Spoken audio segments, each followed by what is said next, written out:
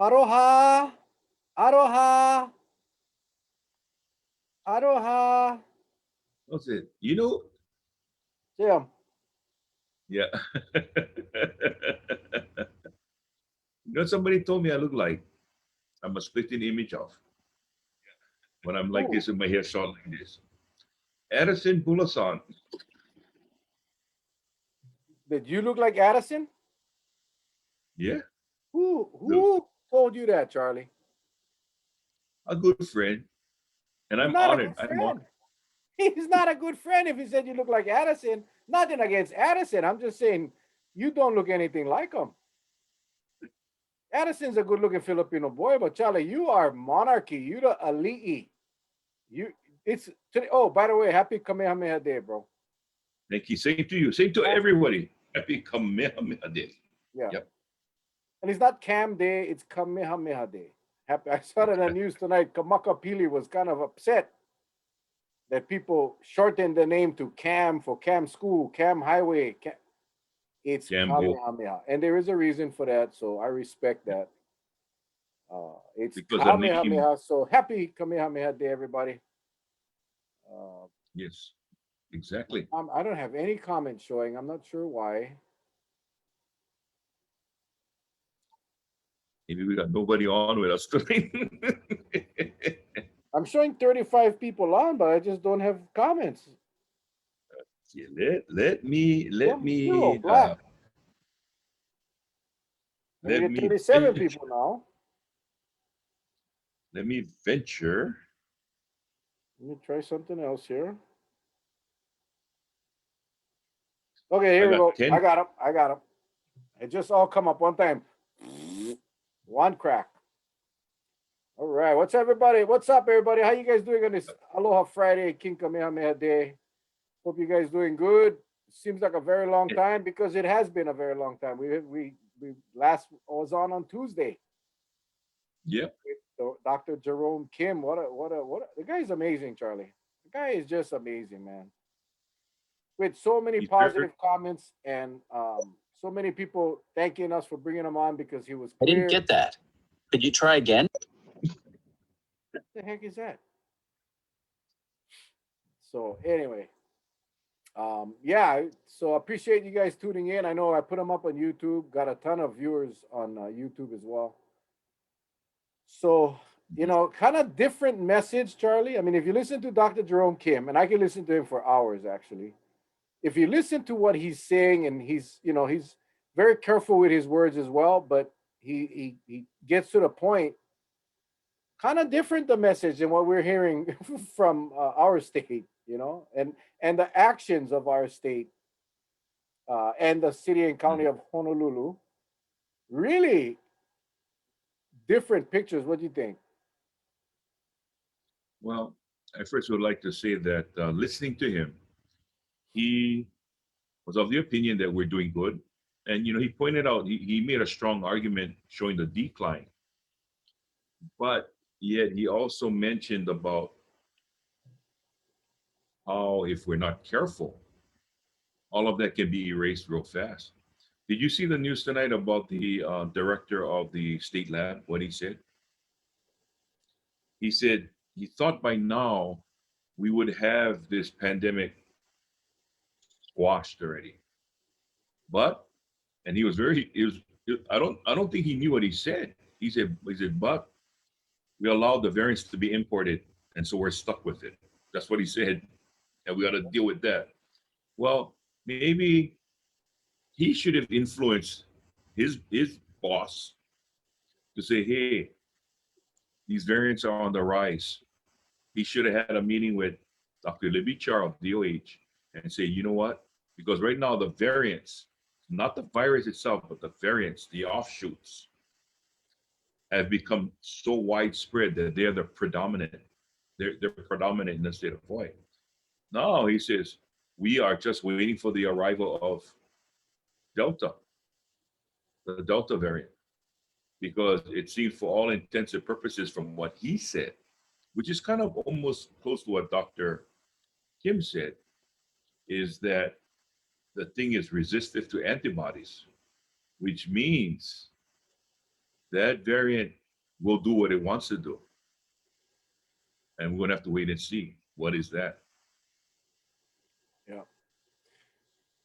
Many experts said from the beginning that the second wave was not going to be COVID, it was going to be the variants. It was going to be the variants. And sure enough, no one really, no, I shouldn't say no one, because there were a lot of people that listen, but there are many that don't. And, if you look at our numbers, what bothers me is when they come out with the numbers and say, but, oh, all of them weren't vaccinated.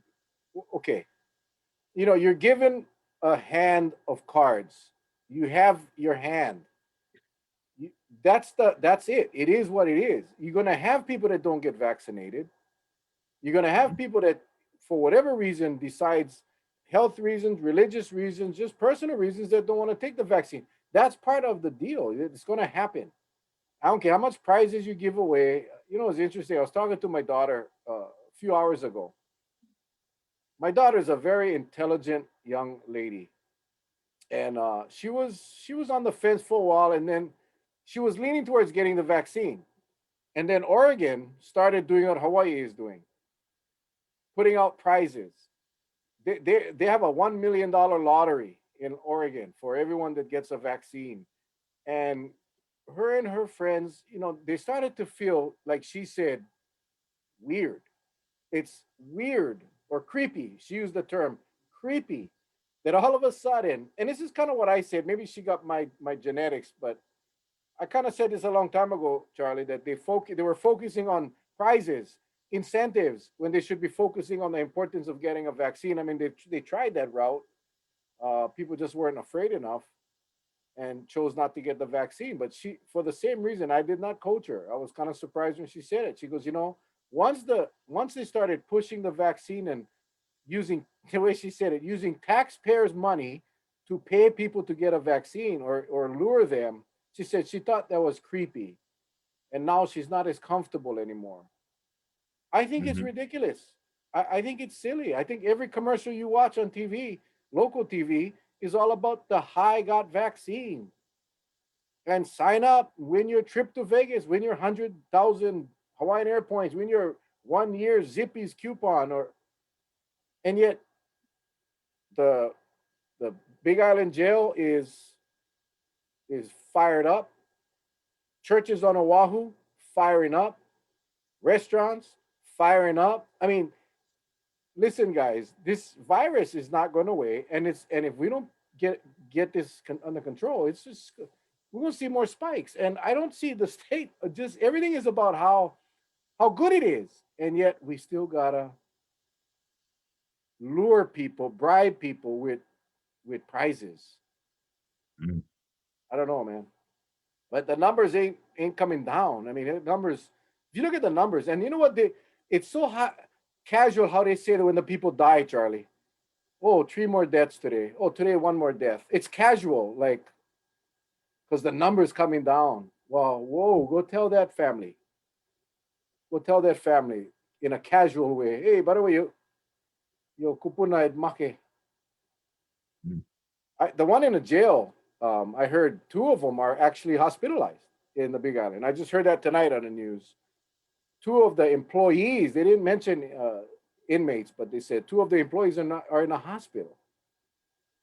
You don't go in a hospital with a mild case of COVID, Charlie. You know this. Yep. Well, I did want to say, yeah, I stand corrected. The variant is a virus. It's part of that virus makeup, but yet it's totally, totally different how it reacts. Doesn't it react like the virus itself, right? So I think both the state director for the state lab, I should say, the director for the state lab, and Dr. Kim was right on when they said about if they start showing signs that those who had gotten vaccinated start getting tagged by the Delta variant, that's going to be the telltale sign on how it's going to be handled. Because I think the only thing left is to get the booster. If because they talked about the attributable death, right, in the parts of the uh, overseas, and that's why they call it the Delta variant. They were talking about it today on CNN, and I was very very concerned. But I think for most of us, I did want to touch tonight, Mel, is about the safety factor. What can we do? Because everything else is done by the state. They do what they want to do, right? But let's take a look at tier four on the island of Oahu. If you look at the breakdown in tier four, indoor gatherings of 25, right? Or outdoor gatherings, something like events. They put on events and they use an outdoor event number. And then they had a wedding number that was like 200. I don't know. To me, an outside event is an outside event, whether it's a wedding, funeral, whatever. But they said only weddings. And remember what Dr. Kim said about the transmissibility of how it travels, aerosolized, that you'll probably get more of it when you're maybe yelling. So that's why he mentioned about choirs in a church, right? That's a song, singing songs. You have a tendency of putting out more of the droplets out there. I would think, I mean, there's got to be a level of safety. And, he said it, if you're outdoor and you're vaccinated, probably the rates are going to be low. But again, now Mayor Blangiardi is relying on the honor system. If we all relied on the honor system, think about this now. If we all relied on the honor system, we would not have anyone in prison today. We would have no one. We would have no one in jail. We relied on the honor system. And it's got to be a reason why they're in there. Right? You know what was very I don't know how you explain this one is that so in Honolulu starting today nightclubs can open again. Nightclubs, but there was no adjustment made for restaurants. So the restaurants are still playing by the old rules, but nightclubs now are open. The bars, where there's a lot of yelling, a lot of singing, a lot of that. But that is going to be okay. But restaurants, sorry, and they asked the mayor Blangiardi, why didn't you include restaurants? He goes, oh, the Department of Health asked me to leave them out. They want to wait for more people to be vaccinated. Okay, Charlie. And if anyone can, and by the way, I didn't get a second shot. I know a lot of people asking me how I felt. I took the Johnson and Johnson, the one that they had to throw 6 million doses today because somebody had screwed up the mixture of the ingredients. That's the one I took. But somebody please explain to me the logic, and we're trying to get Dr. Libichar on, and we're working on that angle. We will have the mayor and Dr. Behrman on Wednesday, but we're trying to get Dr. Libichar because please, someone, anyone, what is the logic of opening some and not all? Restaurants still high count of infections, but the bars, Nani, before they locked down the bars were the cluster zone. That don't make no sense. So if someone can please explain the logic, the mayor just punted to the Department of Health. I don't know if the Department of Health is just going to use that as another carrot dangling for people to get vaccinated. If you let go out in a restaurant, go get vaccinated because we're not going to open restaurants until we get more vaccines in arms. Adam Wojak, bingo, comment of the night. We are not going to reach 70% fully vaccinated. Let's be real. Absolutely. But Governor Ige has a backup plan. He says, if we cannot reach 70%, then we're just going to change the rules. We're going to just look at which is not a wrong thing, looking at hospitalizations and deaths. But that's why I don't like putting a number. You don't put on a number. You rely on benchmarks. And if you want to use hospitalizations and deaths, then call it like it is. Don't use the vaccination number to lure everybody to go get a vaccine, knowing that you're not going to reach that, and then change the rules later. And I just don't like the tactic. I don't like the tactic, but I still trying to find out the logic.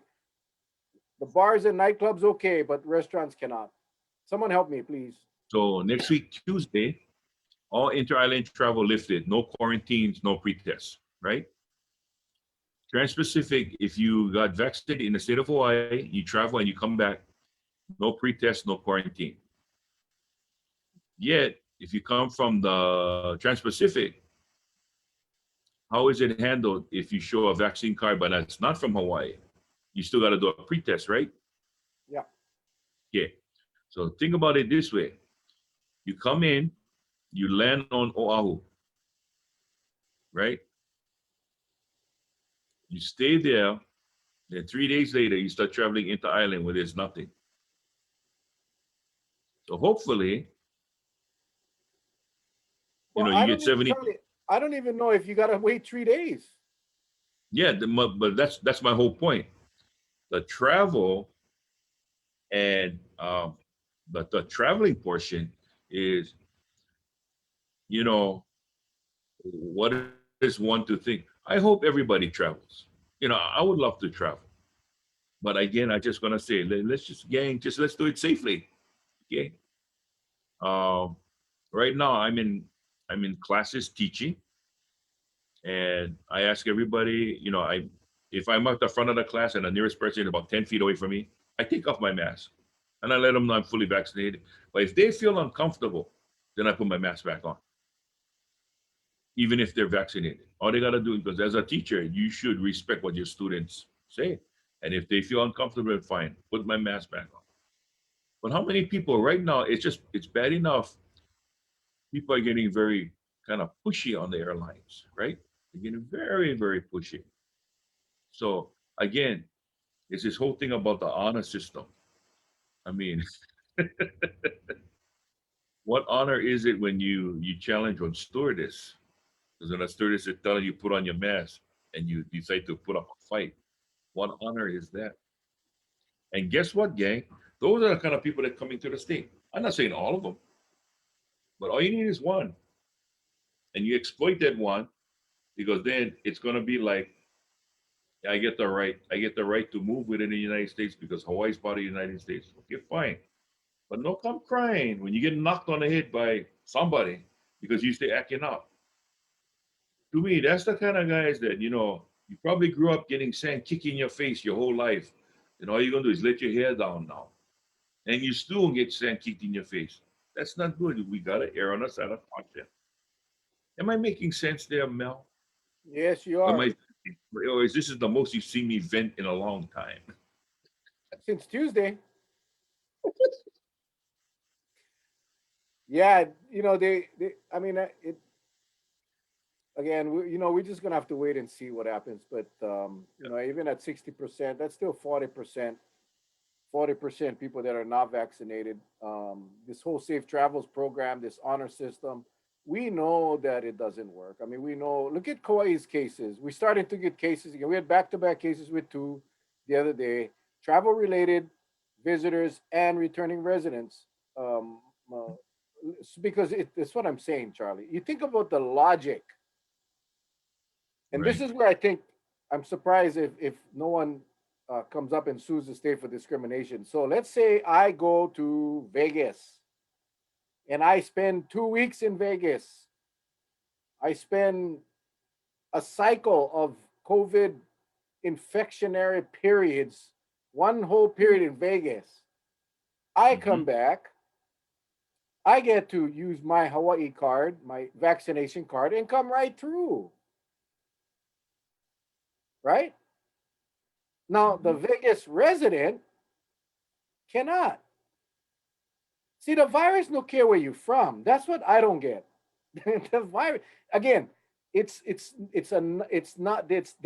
benchmark. It's not, if you stay in Vegas for a week or 2 or 3. And I use Vegas because that's where everybody seems to be going, but it can be anywhere in the mainland. It can be anywhere in the United States. It can be any hot zone, cold zone. It doesn't matter. You go somewhere else.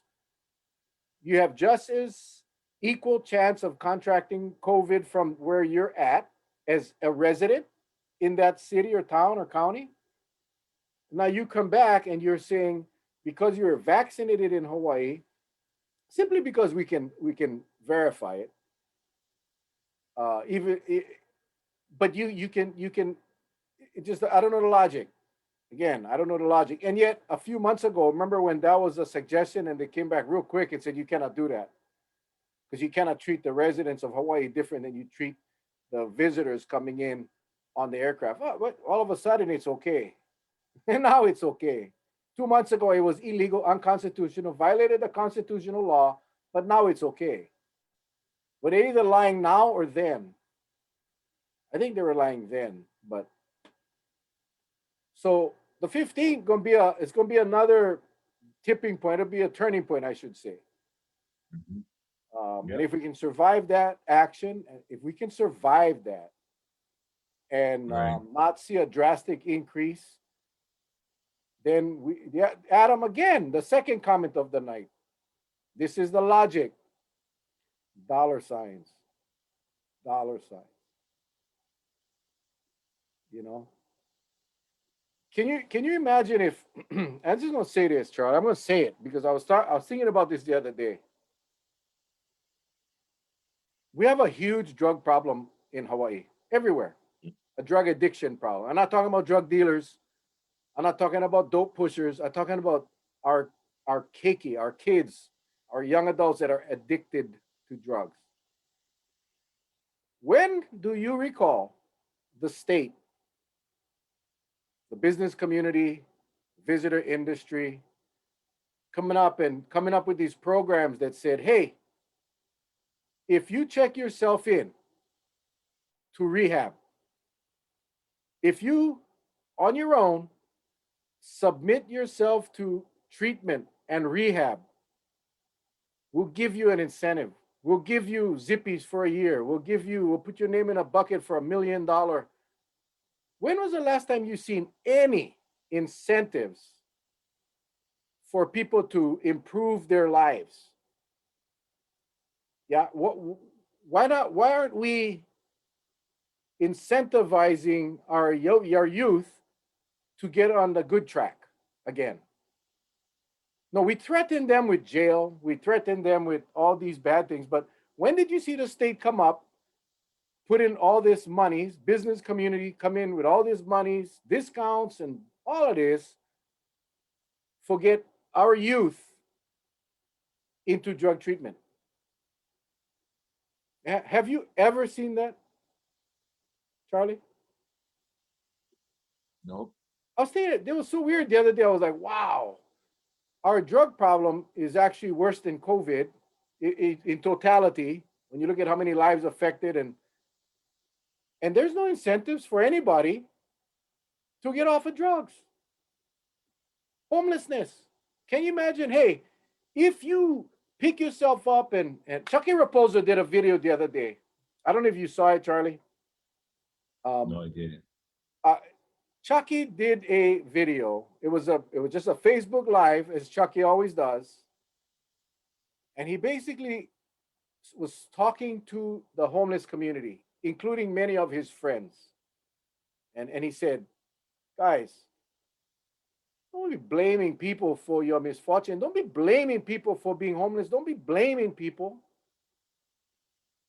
Take action. Do something. Change your life."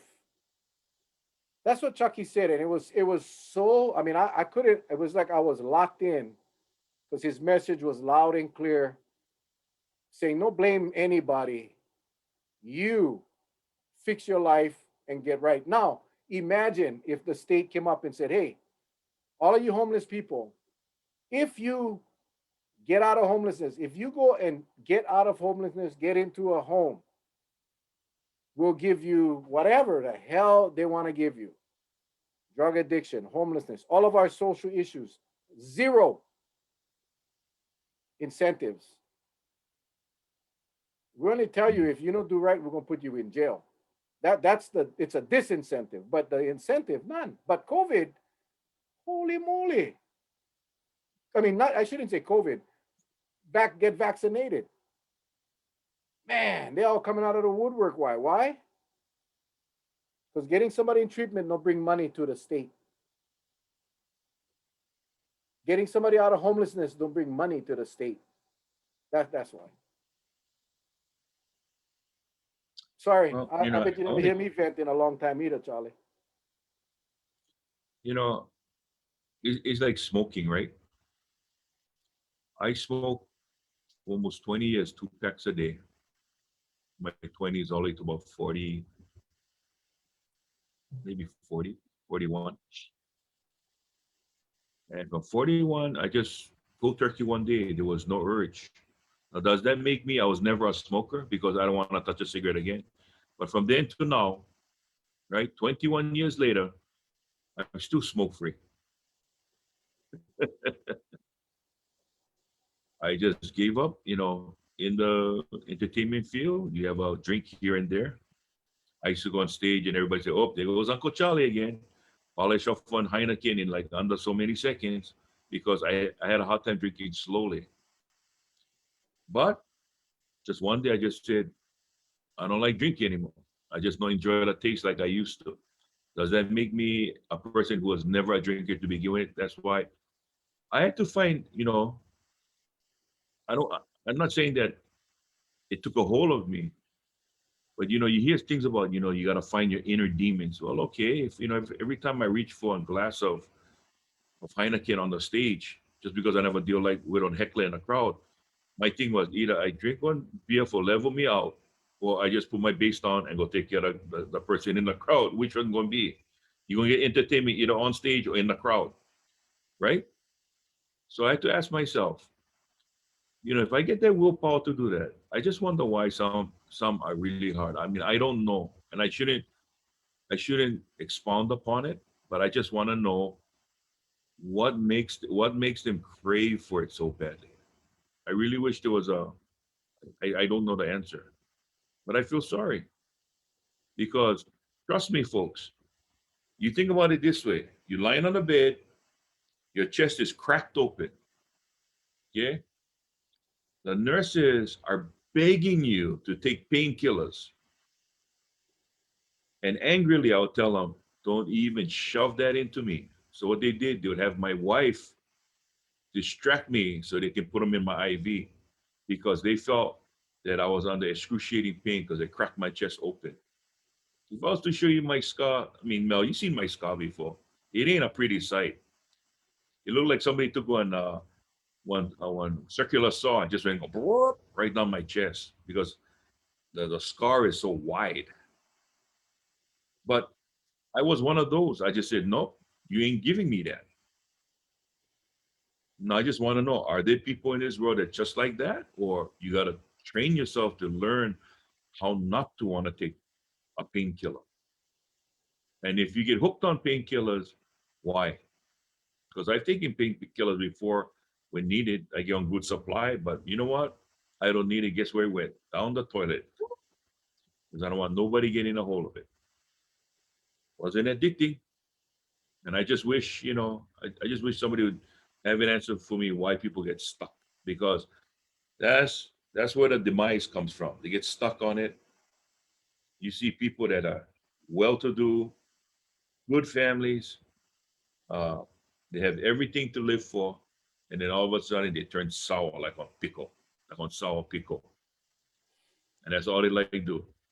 Either like shoot up or they like take meds, prescribed meds. Yeah. Unfortunately, these drugs cause that physiological changes in the brain that it just very few people, Charlie, very few people can do what you did. Um, I mean, there are. I mean, I talked to a lot of people that are drug addicts, and some of them were able to just stop cold turkey. The desire to be clean and sober Mhm. outweighed the feel good benefits of the drug, and that's rare. I mean, I got to tell you, without any kind of help, that's rare, and that is why it's so important to establish these rehab facilities. Well, And here, here's the bad thing about the rehab facility. Now, I'm going to say this because you know firsthand where I've been spending a lot of my weekends, right? You know, I've been telling you I've been spending my weekends. I can tell you right now, there is not enough qualified people. If you want to talk about a drug treatment center, okay, and you handle some big monsters in there, you don't got the people to handle the monsters. I'm going to tell you that now. I mean, I'm a big guy, but get some monsters even bigger than me on drugs. So, you know, what do you do? Am I just babysitting them and going pound for pound for try get them, for try work them down? Or is there something effectively to try work on them to try get them down to a manageable level? And I'm telling you the truth. No, there is not enough people to work that work that place to Yeah, work to but a drug treatment. I'm talking about a rehab facility where people voluntarily go in. You know, people that actually want to get Yeah, help versus some place that they go because they were told to go. Yeah, I just talk about rehab. You know, and that is what we don't have enough of. We definitely don't have it. We don't have any on Kauai. The yeah. rehab center is in talks right now, and we hope to see that thing open in the next month or so.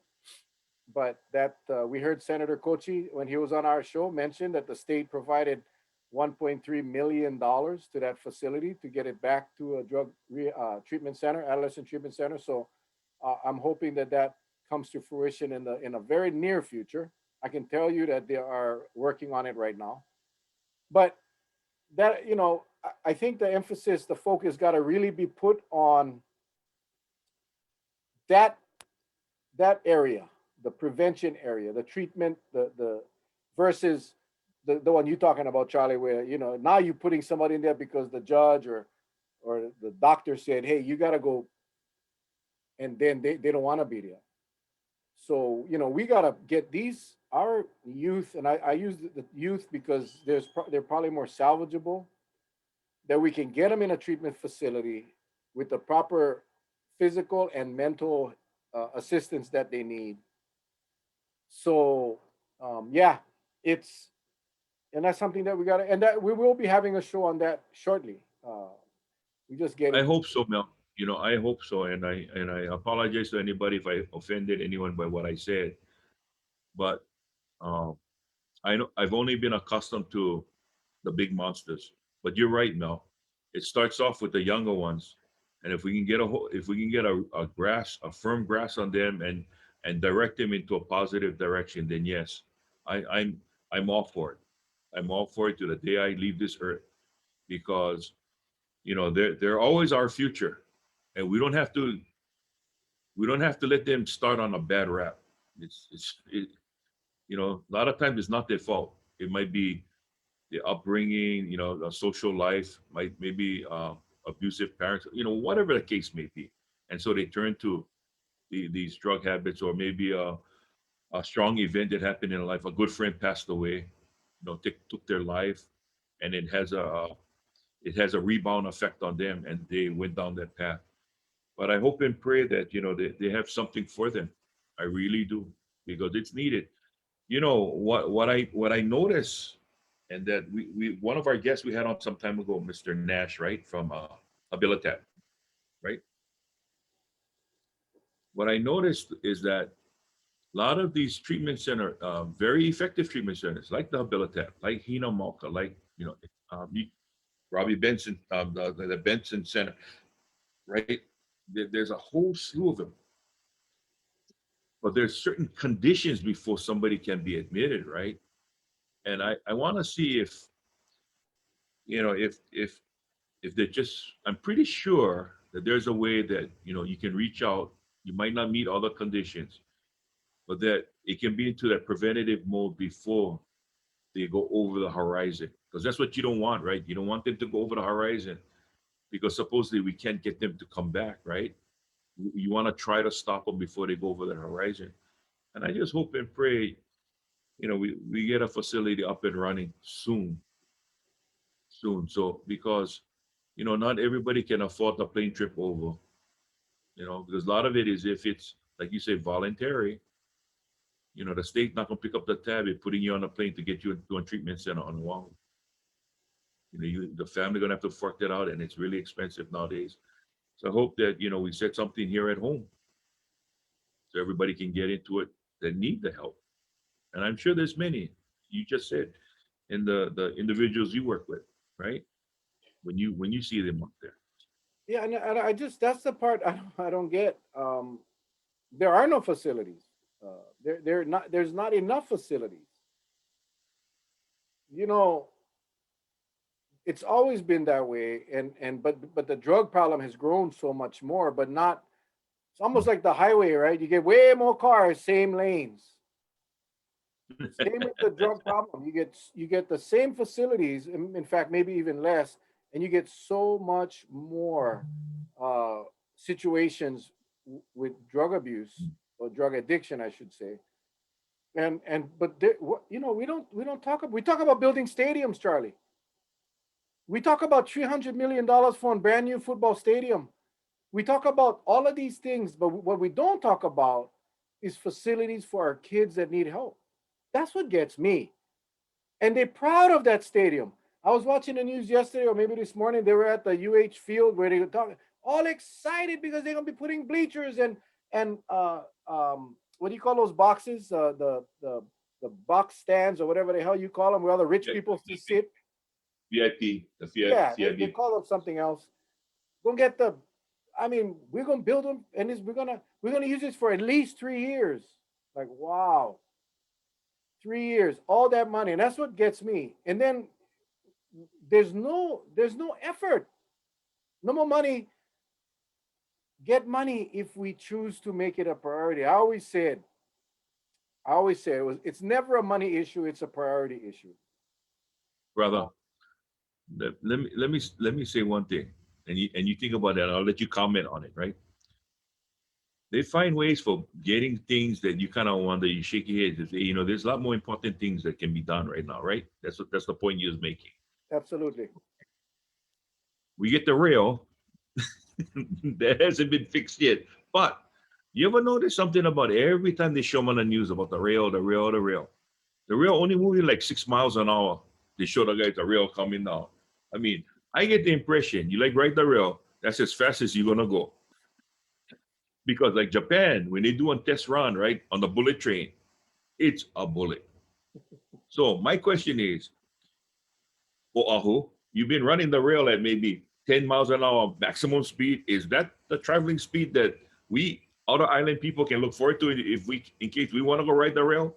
That means that I'm gonna start in Kapolei, and maybe by right before Baskin and Robbins in Waikiki close, I'm gonna reach them by then if we go 10 miles an hour. Yeah. Yeah. No. That's all I was trying to say was that it's a priority issue because it's the convenient excuse for politicians is always about no more money, no more money, no more money. Well, we raised GET taxes for rail, TAT taxes. We can raise taxes when we need to. Now, I don't know about you, and I probably get a lot of hate mail after this. But if I would have to pay an extra 5%, half a percent on my tax, my sales tax, if I had to pay half a penny every time I spend $1, so that we could build a facility for our kids that are addicted to drugs with an effective program in resident, I would have no freaking problem. I had a problem spending another half a percent on our money here on Kauai to pay for a Honolulu rail. No offense, Oahu, but that's not our rail. We never agreed to build that thing. But for a social issue such as that, and I know I see a lot of the comments about parents got to discipline. Understand that a lot of these kids have no family life. So if we leave them in that family life or that non-family life, then it just makes it worse. So we got to get them out of that. Treatment is just one part of the process of fixing this. I mean, you got prevention, you got enforcement. We got to enforce the laws too. You got to put bad guys away that cannot be rehabilitated.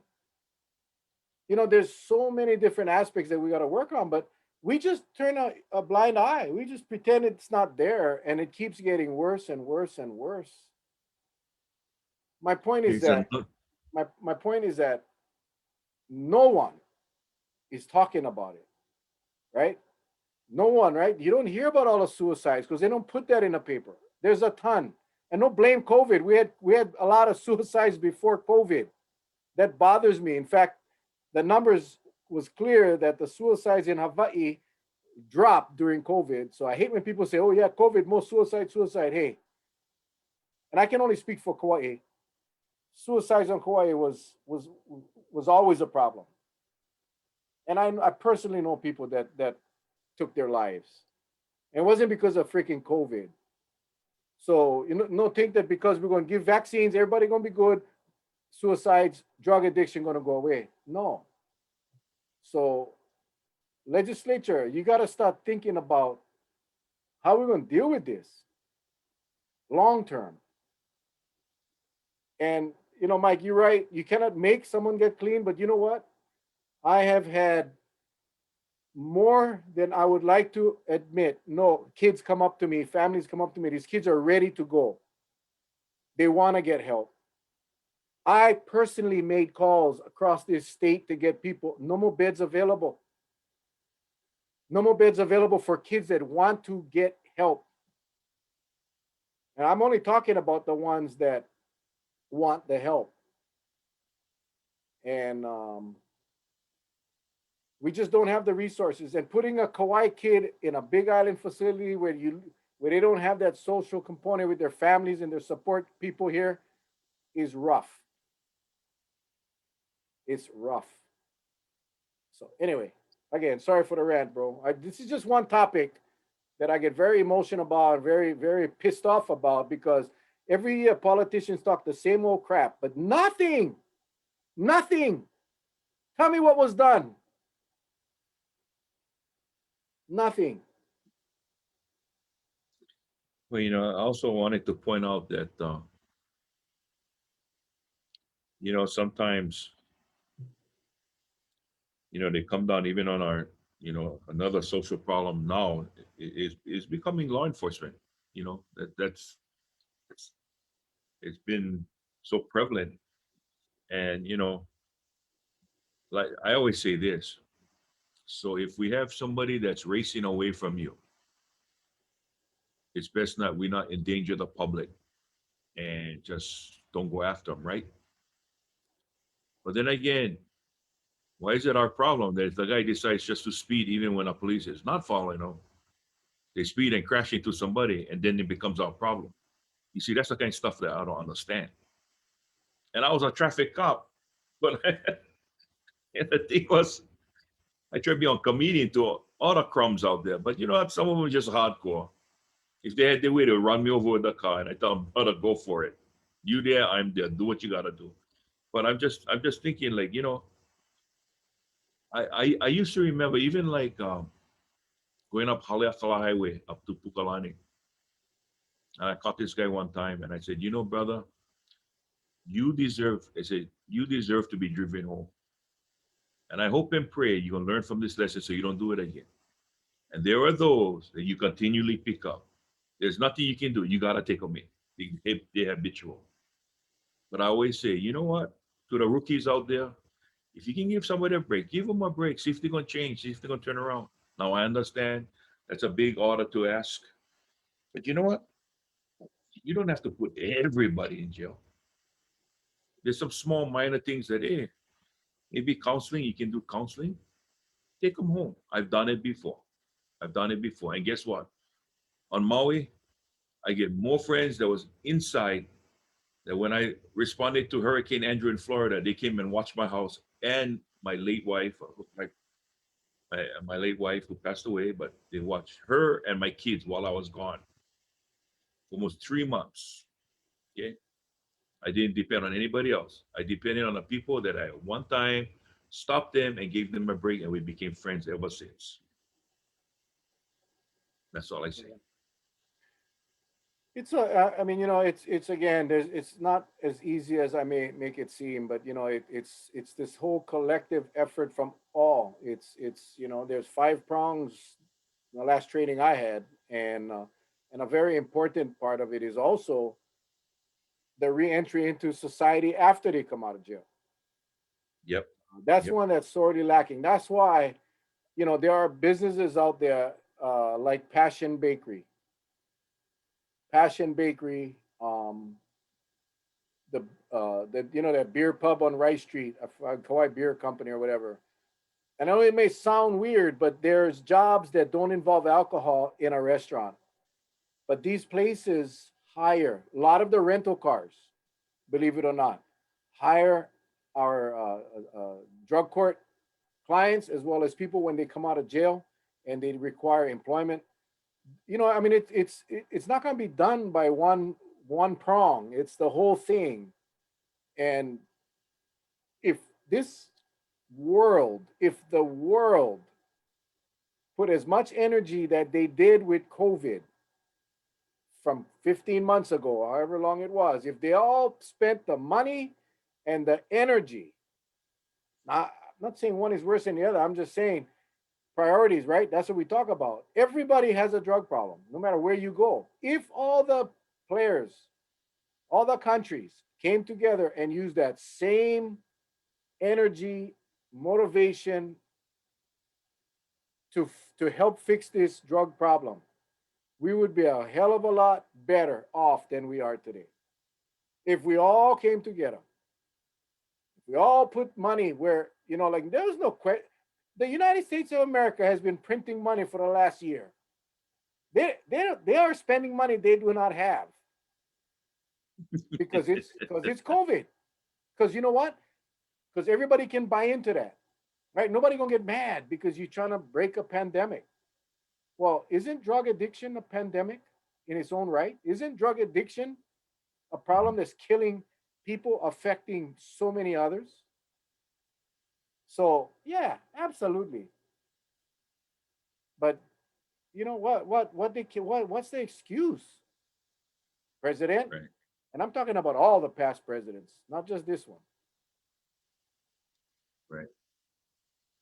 The war on drugs, we found out the war on drugs does not work. I mean, you can go after and blow up boats, bring in cocaine from the Cuba or whatever in the ocean, and make press releases, take pictures. My God, that's one shipment. You know, we got to get to a point where we don't have they don't have customers. See, if they don't have customers, then no more problem. But see, we don't have that, and that's where I'm saying we put the same emphasis on drug addiction as we did on COVID. Don't get me wrong. I think we did what we needed to do for COVID, but you got to do the same thing for Mhm. this pandemic of drug addiction. Oh yes. Yes. You know, we came out like gangbusters, right? When we first started the COVID, the COVID full court press. Mel and Charlie, 7 days a week. And we scaled back because why? Another turn in COVID. Now we're sort of like right at the tip, leveling off already, and hoping that we get good results. But you notice that when we talk to our family and friends here on Mel and Charlie Live on Monday, Wednesdays, and today is supposed to be Feel Good Friday. The thing that we do recognize is that it only takes one time when we let our guard down, all hell can break loose. But the point I'm trying to stress is that we took this pandemic and we crammed it down its throat. We did everything humanly possible to address it, right? Well, what you bring up, Mel, is I think we fell short of the mark of doing everything humanly possible to address the drug problem with our youth. I really do. And I don't know if it's because people just say, you know what, that's not my problem, it's not my kid. I mean, we shouldn't take that kind of attitude. If the kids are from our land, from Hawaii, we as residents of this state should have a vested interest and let's try do whatever we can to help them. Because if not, guess what? When we become Kupuna age and they become hoodlums, guess who's gonna be the first victims? Kupunas like us. So why don't we start now and try to fix the problem? Whether it's through mentorship, right?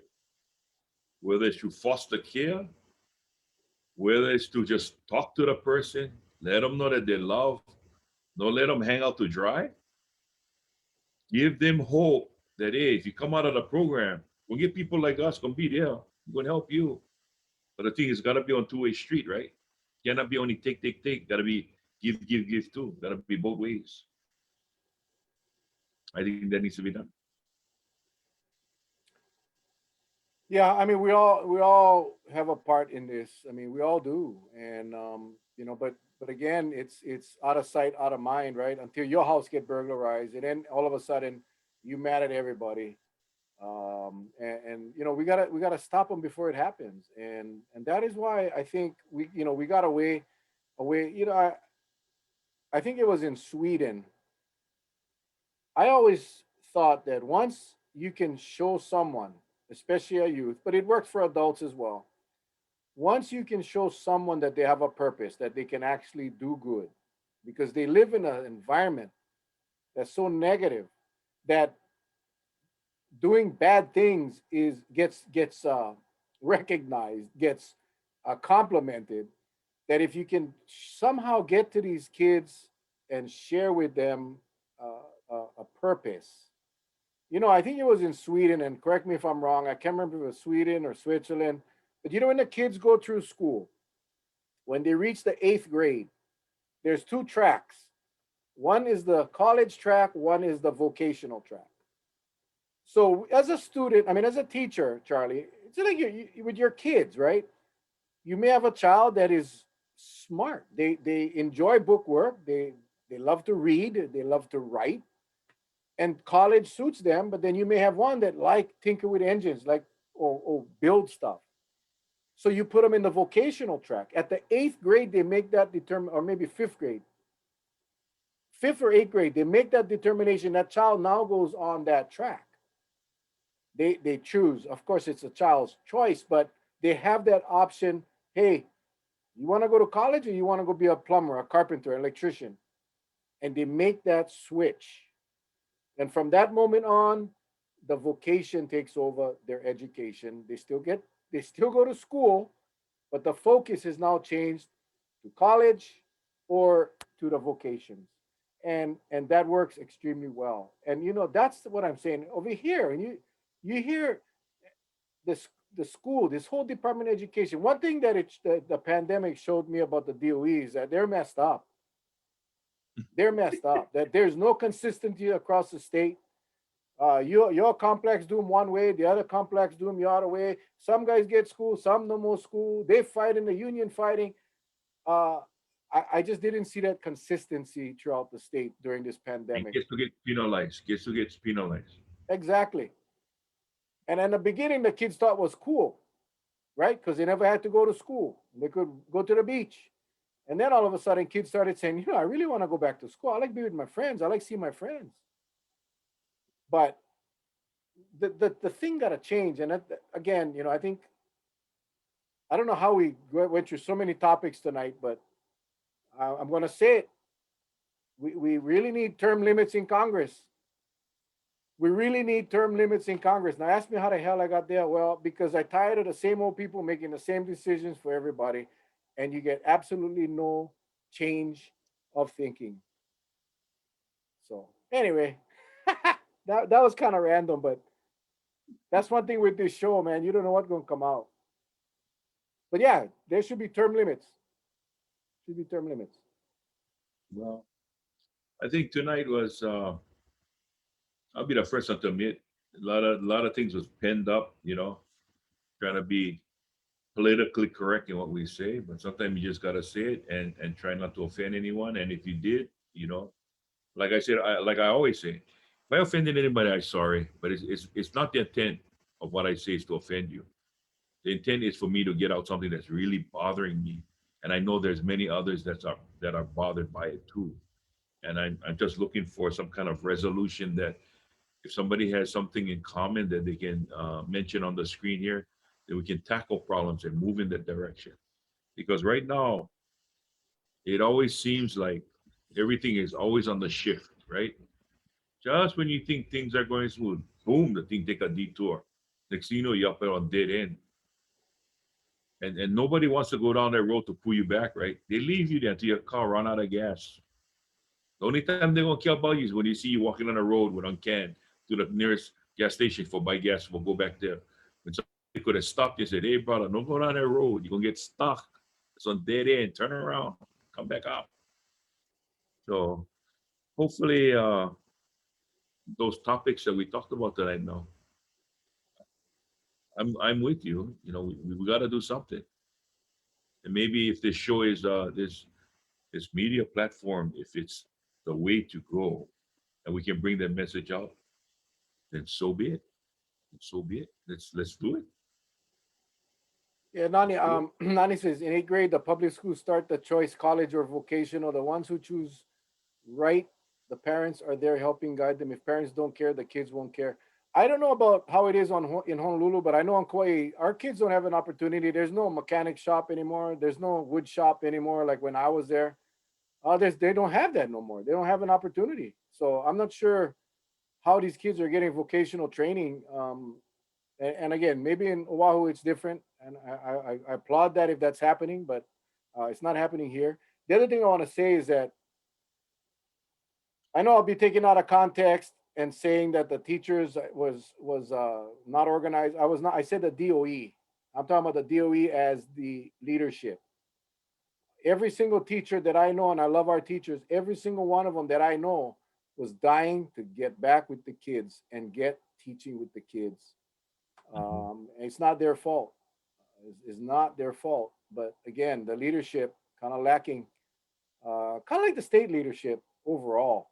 Um, kind of like the state leadership. It's just hopefully one day when this passes, somebody will come up with a report card and see how we fared. I mean, we were blessed with low numbers in COVID, but I think that's because a lot of our culture.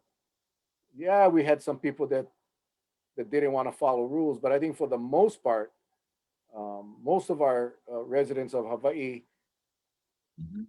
did the right thing. So I think that's a good thing. And I just worry that with these variants, with opening up and allowing people to come in without testing, that we may go down a road that may not be safe. But I hope I'm wrong. I hope I'm wrong. You know, the thing that you talked about earlier that I still, you know, I gotta admit it's through this program and through meeting a lot of people that's helped me look beyond, the grieving process. But when I hear, like you say, they downplay the fact that, oh, today is another reported death, right? It's never easy accepting death, especially if it came way before it was your time. You know what I'm saying? It's like somebody taking a chance and just didn't do the right thing or just miscalculated a turn. The vehicle leave the road and they passed away from a car crash. And so is with COVID. I don't think the person who got sick asked for it. Nobody asked. Nobody asked to get sick. But yet, because of what I've been through, I know that every time I get one little cough, I know how I struggle. And so that's why I tell myself, don't even get to that point because it's scary. But just imagine if this person was in a hospital for what, 6, 7 weeks before they passed away. You think the family would be there, depending if they had limited visitations, right? The family is there. Always get that. You always got to give hope. You pray, you pray, you pray, but then the outcome doesn't isn't what was expected. The person passes away. Then a lot of people get affected that way too. So that's why I just wish the state would kind of like if somebody pass away, just tell it like it is. Don't try to downplay it, because one death is one too many, especially to this virus. Yeah. Because like I said, nobody asked for it. But then when you play with fire and you don't handle it correctly, you'll get burned by fire. That's the way I look at things.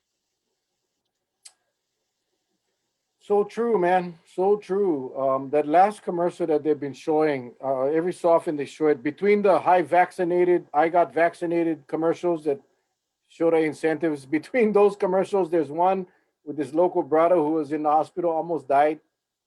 And Well, he's on a big island. He walk in, and yeah, he and look like he's get atrophy. Yeah. yeah, and then he shows a picture of him in the hospital and he says, I never think anything of this virus. I never believe in this virus. And then I got sick. I was fighting for my life. You don't want this virus. And it's a vaccine commercial, but that is exactly what you're talking about, You know Travis. what his line was, right? You know Huh? what his line. You know what his line was at the end. Go get him. Yeah, go get him. Just yeah. Just go get him. That's the one because he was there. He never asked for him, child, like you said. He never asked to get sick. He never go into a room full of people saying, I wonder if I'm gonna get vaccine. I mean, I'll get COVID. No, man, he got him. And he almost died. And And I bet you some people looked at him, because when you first look at him, he got tats all up the side of his neck. You know what I mean? So probably people looking at it like, already passing judgment on him. Hey, but regardless, when you're on your back, you look at brother, he was over there struggling. You know that I can still see his face with his mouth open, just like he gasping, right? But you look at him now, you get atrophy. His legs are so skinny and he get hard time walking, gotta walk with a walking stick. And that's the one they took that picture right by Hilo Bay. And he said looking out into the water. And he's right. He's right. so as we move forward with, I think we're less than a week. What is today? The 11? Oh my God, no, we're just a days away, 4 days away from complete freedom in our island. Mhm. And for some trans-Pacific passengers, I guess our message to all of you: be safe, be smart. Um, this train is not going to stop. Just I know a lot of people are super happy about it. Um, I think a lot of people were waiting for this day, but I personally think that we're moving too fast. I personally think that they're using 70% as herd immunity because they we know when true herd immunity is not 70. We know that true herd immunity is probably 90. We know we definitely won't get to 90. We probably won't even get to 70. But they picked the date, right? They wanted to open up completely by 4th of July because it's one of the bigger weekends, holiday travel weekends. And that was their priority. So they came out and said, hey, 70% because they thought we could hit 70. Now, when they do the math, we're not going to get to 70 before July. So the governor said, we got a backup plan. This is the bottom line. We're going to open up by 4th of July, guys. This state is, and God forbid we get one outbreak and one other big spike, God forbid. But unless that happens, we're going to open up. And people are going to be flying without any testing, no vaccine cards, just no more safe travels program. Zero. Just fly. All and all I can say now, Charlie, I think I speak for Charlie, but I'll definitely let him say it as well. All we can say now is be safe. We tried. We brought on a lot of people to help hopefully get the message across. This is what they wanted. This is what they got. I hope and pray to God that it's not too early. I pray every night that it's not too early. Little more patience, little more safety, little more inconvenience to these tourists taking a test. How difficult can that be? How difficult can that be to require a test before you get your ass on a plane? No, we don't want to. We don't want to inconvenience it because July 4th is the biggest travel weekend of the year. We are going to be open, so they're going to open. Mark my word, they're going to open. We're not going to be at 70%, but we're going to open. Just be safe, everybody. We love you guys like Ohana, man, and we mean that when we say it. We love you guys like Ohana. So please, please, please, please, please stay safe. Charles. Thanks, brother. What more can I say? Really, nothing much more. Uh, if you're listening to me now, I'm just going to give you something that I've just been observing time and time again. The state has a right to do whatever it wants, but I don't think the state has a right to endanger anybody who doesn't want to be in danger. And that's the thing that I worry about, because there's many of us. I still feel that, like you, Mel, we opened up too early. We're going to get there. But yet there are those that just, patience is not a virtue for them. They want to open up now. And what did I see? With all of these openings, there's no backup plans. I'll give you prime examples. Our pool lifeguards, right? Constantly have to warn people to not go in the water. The waves are too, you're not capable of handling these waves right now. Get out of the water. No, hot head, go in the water. Most times it's visitors, it's not locals, it's visitors. Very few locals need to be rescued. Not saying that they're good swimmers. It's just that we know when the thing is beyond our own capability, we just don't get in the damn water. Okay? Then we get people come in and says, oh, I love nature. I love nature. I'm going to hike the trail. When you Google Earth something, look real easy. But you know what? Google Earth doesn't take you all the way down to the trail you're going to walk and give you a bird's eye view going forward, how long the damn thing going to take. So what happened? They go up, okay, they go on the trail. Next thing you know, I need help. I don't can make them back out. That's what we're trying to tell you. Okay? We're trying to tell you it's a tough trail. Go with somebody experienced. Try something, more your speed first before you tackle the big trails. But no, hard head, gotta go. And so is with COVID. Okay? Just because you didn't get tagged doesn't mean that you got a big S under your shirt. Because if you're not careful, you're going to get a big O, stand for Okole. You're going to get a big Okole right on your chest if you're not careful. And so what we are saying is that be safe, be safe, be safe, because why? We're definitely going to continue our show. But I hope and pray we're going to see you on the thread. But that's not going to happen if you don't take safety into your own hands and you get sick. That prevents you from coming on the show. That's when I'll be very, very sad. Okay, and like Mo said, we're family. So I just want you to be safe. That's all we've done this last 14, 15 months is bring on anyone who had knowledge about the COVID. And all we did was give you the information and hope we armed you so you would not be left in the dark. And I believe every single one of you watching now, you're just that much more ahead of the game because you've been watching. And we thank you for that. Okay? So just stay safe. Mel? Thanks, Charles. Thank you all for joining us tonight on this Kamehameha Day. Happy King Kamehameha Day to all of you. Next week, Wednesday, we'll have Mayor Kawakami and Dr. Behrman. I want to hear their insights. We tried to get them on tonight, but they had prior engagements. So on Wednesday, we'll have them on. I'm trying to get somebody really, really exciting for Monday. I'm not going to mention because I don't want to disappoint. But we try real hard to get some new content for the show. But I thought tonight went well, talking about all kinds of stuff. That's kind of what this show is going to evolve to, where we're just going to talk about maybe that's going to be the new show, the new name, all kinds stuff with Mel and Charlie. How's that? Maybe we do that. I don't know, because we enjoy putting all the info for you guys. So next Wednesday, mark your calendars. Monday, keep your fingers crossed. I'm trying to get some interesting people on. All right, guys, you guys take care. Stay safe. Enjoy your weekend. God bless. We love you guys. Aloha. Aloha.